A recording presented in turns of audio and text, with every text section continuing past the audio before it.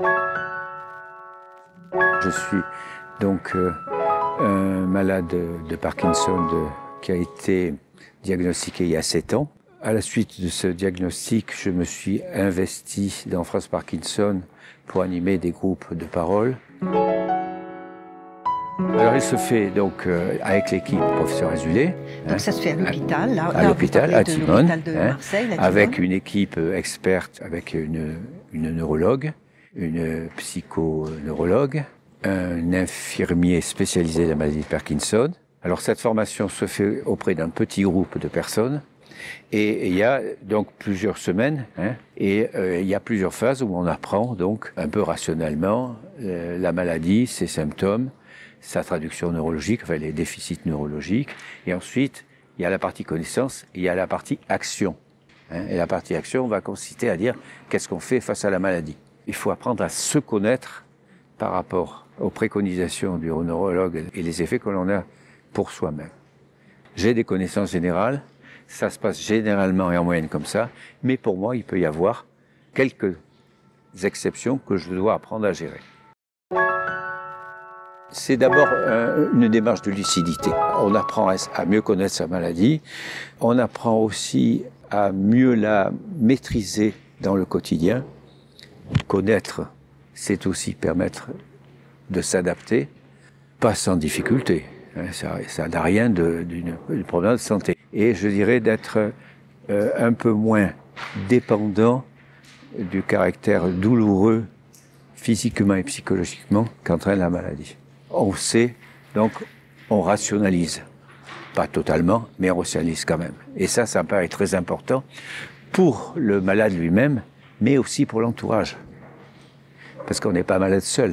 Et c'est une maladie qui est pernicieuse au sens où, dans les premiers temps, l'entourage considère que c'est pas très grave par rapport à bien d'autres maladies. Et donc, on s'habitue à considérer que le parkinsonien, dans les premiers temps, n'a pas à se plaindre.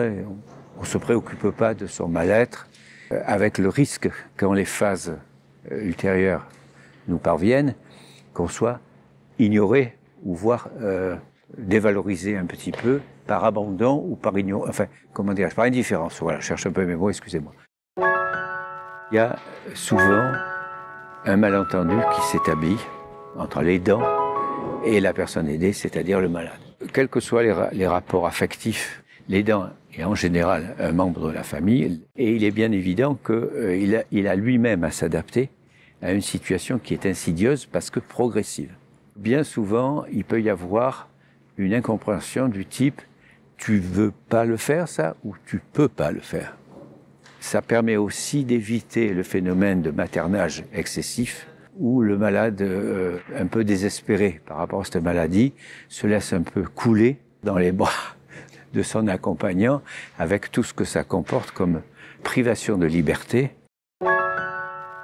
Alors j'étais psychologue de formation, j'ai fait sciences politiques aussi, j'étais directeur des ressources humaines à la Comex et ensuite j'ai monté mon propre cabinet qui avait pour fonction de proposer des services aux entreprises en ce qui concernait les ressources humaines. Disons que par ma formation et ma profession, je me suis dit je vais me lancer à fond dans l'aide que je pourrais modestement apporter à mes pairs face à cette maladie qui est très particulière. Moi ça m'a apporté beaucoup. Je me suis impliqué, etc.